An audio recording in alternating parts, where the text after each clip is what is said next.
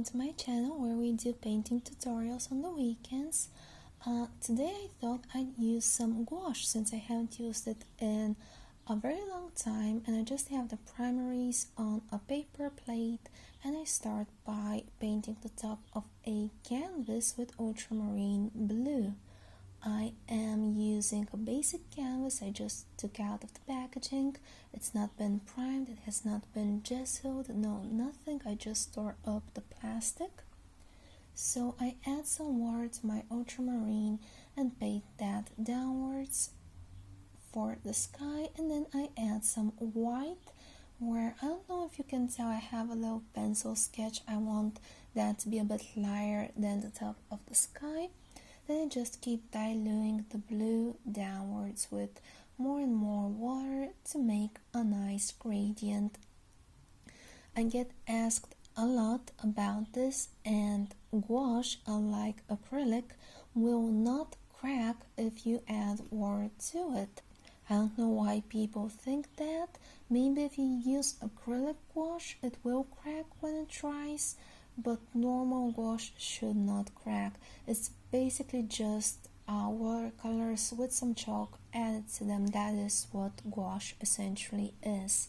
So I add more water and blend the bluish white color at the bottom with the ultramarine at the top, just going left to right with my brush. And yes, I did pick out a brush that's a bit too small for this canvas, but it's the biggest brush I have, so I'll just make do what I have. Then I mix off my three colors, yellow, scarlet, and ultramarine, to get this nice brown / dark gray, almost black color. You can obviously use black instead if you have that. And I add a small bit to the top corners. Then again, using just water, I dilute it down, blending it into the first layer we did. Since this is gouache, it is going to blend and activate with water, unlike acrylics, so I'm definitely not worried about it drying up on me. Even if it does, I can just add some water and it's good to go. Using the same dark mix, I paint this mountain chain, and using the tip of the brush I scribble in this tiny forest. At least it gives the idea of a forest, just scuffing it in randomly, and then I paint the rest of the canvas with this mix. I'm not worried to make this perfect flat layer of color, since there's gonna be another front forest, if that makes any sense, right in front, and it's gonna be very bright, so I just need a smidge of color. I don't need a flat layer of black for this, so I'm going very roughly just to cover it up. Again, I'm just using the three primaries, nothing fancy. I'm not adding any white to this, just a bit of water to get it smooth and running, and cover my canvas. If you are enjoying these types of videos, please subscribe to my channel, let me know in the comments, and let me know what is your favorite art medium. I do use watercolor pencils a lot on my channel. I actually started with just watercolors, but gouache has a very special place for me since it's what we always used to use in middle school. And I have this very illustrative style when it comes to gouache, very different from my watercolor paintings, but I enjoy it nonetheless. Here I thought I'd do some of these streaky kind of stars, I don't know if that's what you call them, but I ended up scratching that idea, and I'm going to paint over this later on since I did not like it. That is why I'm going to speed up this process right here. I'm just gonna paint over it afterwards. It's a mistake, I'm just adding it here for the sake of I make mistakes as well. So just quickly add some of these that again I'm gonna paint over, don't worry.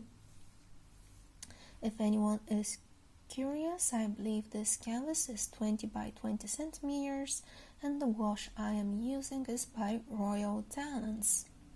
I have this little brush I was gonna use, but it's horrendous to say the least. It's horrible, like I do not recommend this. So I just went back to using my DaVinci, which is what I love, and gives a very good amount of color, very fine details. You can use it for larger areas as well, and it's just an overall great do-all brush. I add some red lines with scarlet across the canvas, which are gonna be my tree trunks. I go over making the bottom thicker, since tree trunks are thicker on the bottom and get thinner as they reach the top. I mix a bit of an orange color actually, since I didn't like how just yellow looked. I mix yellow with scarlet and add little highlights across the tree trunks with it. Just tiny scribbly lines, absolutely nothing special. Then once that is done, I go over, I get my scarlet and whatever is left from the previous dark mix that we painted those mountains with, just to make it a smidge darker than what it is straight from the jar, and I paint the foliage over the tree trunks.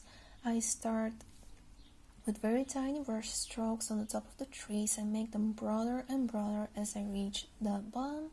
I want the trunk to be slightly visible, like it peeks through the foliage, if that makes any sense. I just gently tap on either side of the tree, like when I paint normal trees on my channel, nothing fancy. Use more pressure in my brush strokes actually as I reach the bottom. I forgot I made coffee, so a little coffee break there, sorry for that. I finish off my last couple of trees, and this is just the first dark layer. I'm gonna build a couple more layers into these to give a bit more of a illustrative vibe. I'm sorry, I can't speak English properly. So I'm gonna mix that scarlet with a slight bit of yellow, like I did with those highlights for the tree trunks. And I'm gonna use this mix to paint on top of the foliage, literally on the top side of the foliage, to make that part brighter, that cluster of pine needles. I don't know how you call that, but yeah, just adding very slight hints of that color over each and every tree. Very repetitive process, so I'm not going to bore you with this. That's why we sped up this video. If not, it was, I kid you not, 50 minutes. And I did not use a hairdryer for drying, since I didn't know how gouache would react with a hairdryer. I just left it air dry each layer. I covered the last couple of trees, and with my luck, I had almost finished my mix and had to mix a new batch of color for the last tree, like always, typical. Then I go with mostly just the yellow, and the jar, the yellow paint of jar literally just says yellow. I don't know if it's gamboge, cat yellow, something of the sorts, but literally just says yellow. All the others have fancy names, but this one is plain straight yellow. I didn't make that up. I didn't create that batch. I don't know what's up with that. So I just add a slight amount of this, basically outlining, if you will, the pine needles, the foliage, the cluster of leaves. I don't know how to put it, but yeah, I'm just adding a very tiny amount on the top edge of each area of leaves. And I also add a bit where the tree starts at the very top, a tiny line. I want the light to be coming from the left, so I'm mostly focusing on the left side of the trees. I sign here, but I'm not yet finished. I thought maybe I'd add normal stars, but that didn't work out either, so now I'm just quickly gonna paint over the background. And it's a shame because I really liked how the gradient of the blue had turned out. That's not a problem. I'm just gonna paint over it quickly with more of the ultramarine. I'm just directly applying it on the canvas. Add water, it's going to reactivate the blue underneath and a bit of the yellow, so it's going to give this almost hazy kind of sky. It's gonna look like a cloudy, hazy winter sky, maybe autumn sky. Once dry, I dilute a bit of gouache, again white gouache, splatter over to add stars just to the top section of this, and I'm finished. I hope you all enjoyed this video. Special thanks to my Patreons, and we'll see each other next week.